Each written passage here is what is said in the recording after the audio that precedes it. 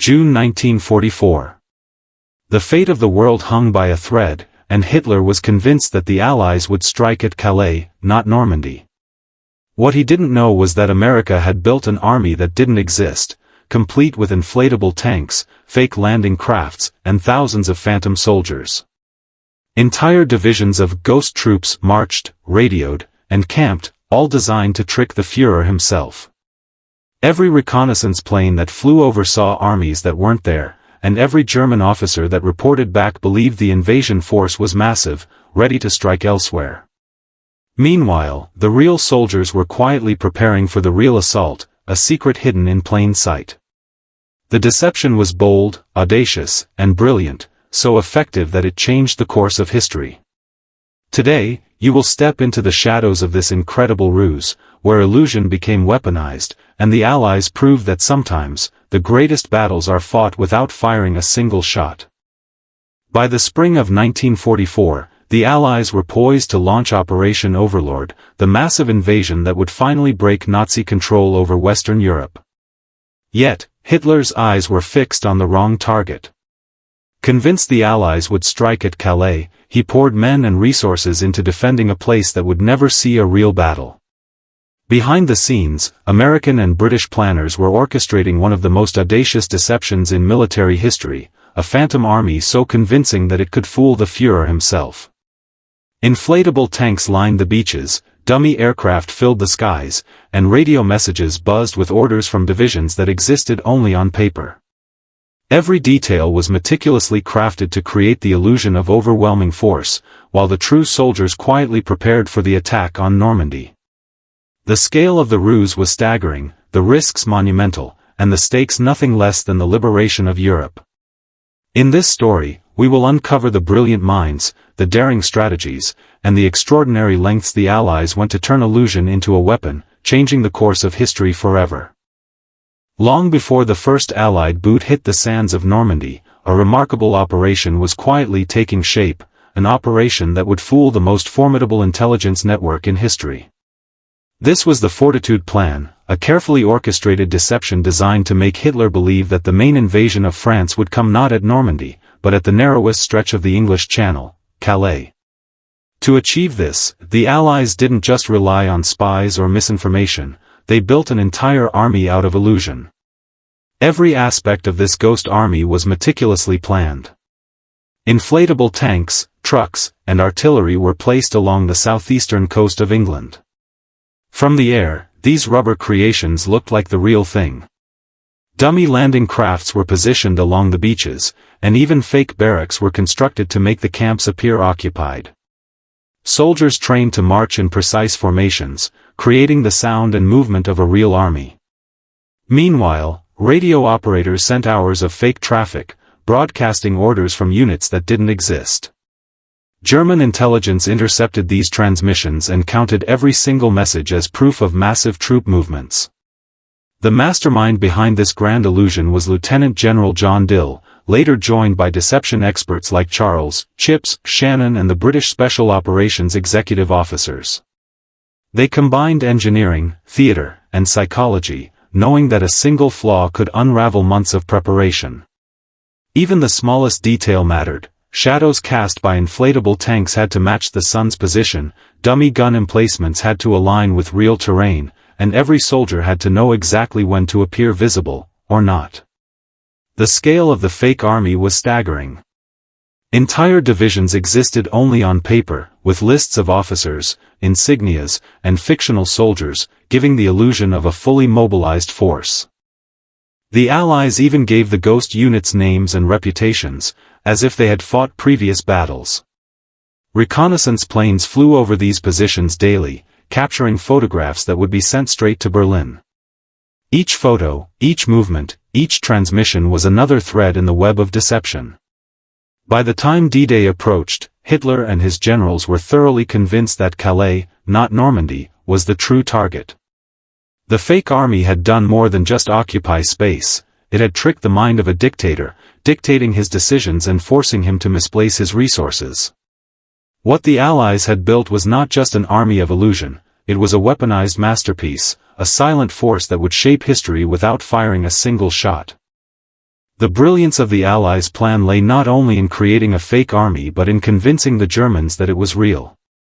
Deception became an art form, combining intelligence, psychology, and theater into a strategy that would ultimately shape the success of D-Day. The operation, codenamed Operation Fortitude, was divided into two parts: Fortitude North, which threatened Norway, and Fortitude South, which directly misled Hitler about the Calais landing. For Normandy, the focus was Fortitude South. The fake army needed to appear so convincing that the German high command would leave Normandy lightly defended. Every detail mattered. Inflatable tanks and trucks were deployed along roads and beaches, casting long shadows under the sun, tricking aerial reconnaissance into believing real armor and vehicles were massed there. Dummy landing craft lined the English coast, appearing ready for invasion at a moment's notice. But the deception didn't stop at visual illusions. Radio operators worked tirelessly, sending thousands of coded messages each day, simulating the movements, orders, and chatter of real divisions. German intelligence eagerly intercepted these messages, recording them as evidence of a massive army gathering for an attack on Calais. The Allies even went further to create fake supply chains. Empty railcars were moved to suggest the arrival of troops, and dummy fuel depots were constructed to make the Phantom Army appear logistically capable. Intelligence officers planted false documents and maps, ensuring that any spies who fell into their hands would transmit the story of a powerful, fully equipped force. Soldiers and support staff were trained to perform their roles as convincingly as possible, marching in formations, engaging in visible training exercises, and even leaving tracks in the mud to suggest the presence of tanks. Double agents played a critical role in maintaining the illusion. One of the most famous, Juan Pujol Garcia, codenamed Garbo, sent carefully crafted misinformation to Berlin. He reported troop movements, feigned supply shortages, and even confirmed the presence of divisions that didn't exist. The Germans, eager for accurate intelligence, believed these reports without question. This network of double agents, coupled with fake visual and radio signals, created a perfect storm of deception. By combining all these tactics, dummy equipment, fake radio traffic, false intelligence, and human actors, the Allies created an enemy perception that was impossible to question. Hitler was led to believe the invasion would come at Calais, committing his best troops to defend a phantom threat. Meanwhile, Normandy was lightly defended, and the real invasion force could prepare in secret. The ingenuity of these deception tactics proved that in war, sometimes the most powerful weapon is not a gun, but the mind. As the Allies' web of deception tightened, Hitler's confidence in his intelligence became his greatest vulnerability.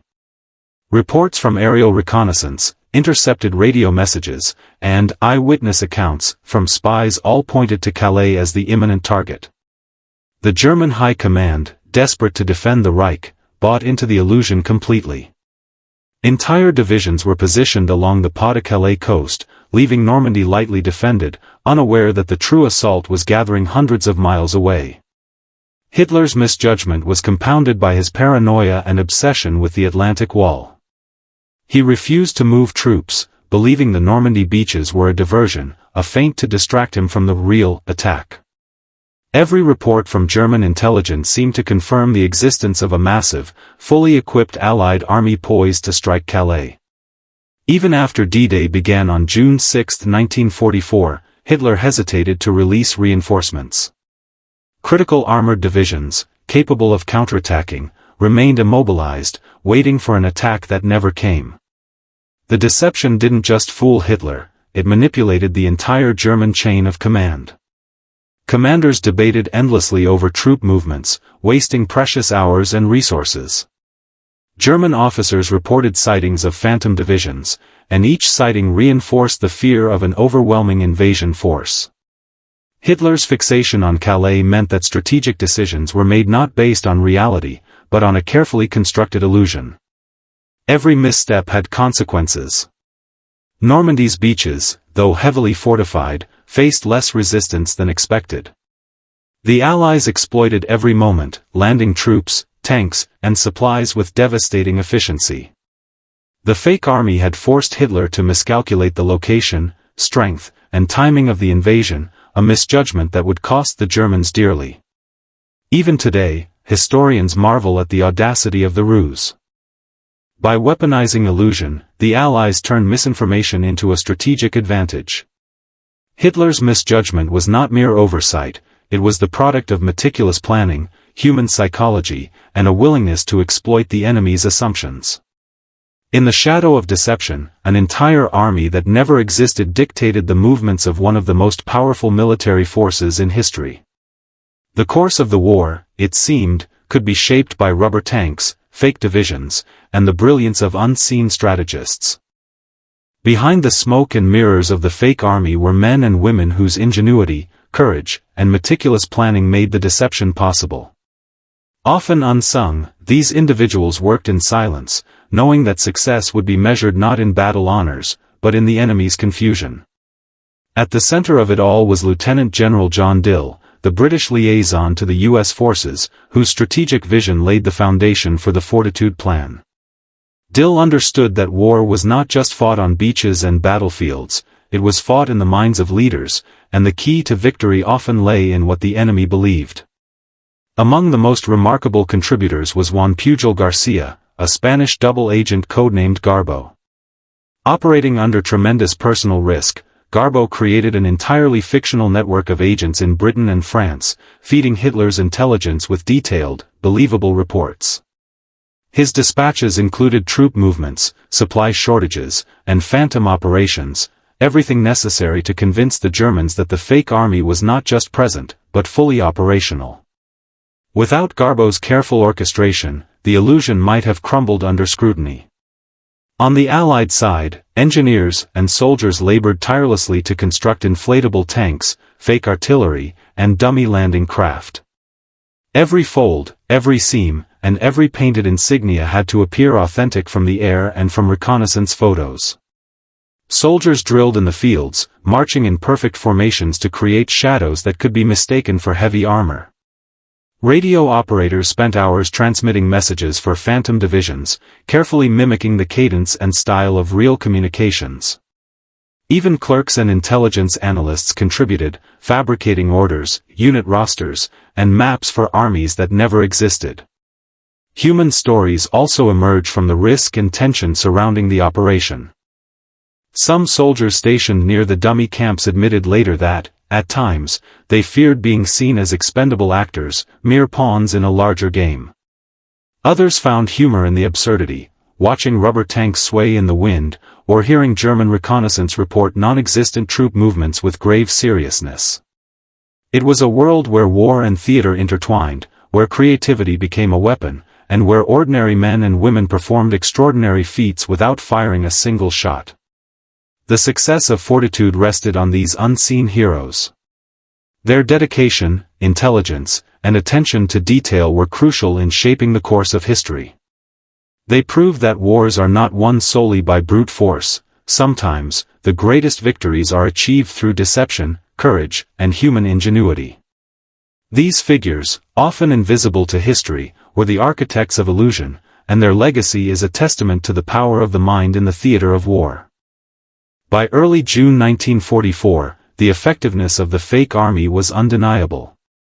Hitler and the German High Command were firmly convinced that the Allies' main assault would strike at Calais, and they had committed their strongest units to defend the wrong location. Meanwhile, the real Allied forces quietly assembled along the Normandy coast, ready for the invasion that would change the course of history. The Phantom Army had succeeded beyond expectation, achieving what few military operations could, winning a battle without firing a shot. The impact of the deception was immediate. German reinforcements were delayed, and armored divisions that could have countered the Normandy landings were held in reserve, fixated on the phantom threat.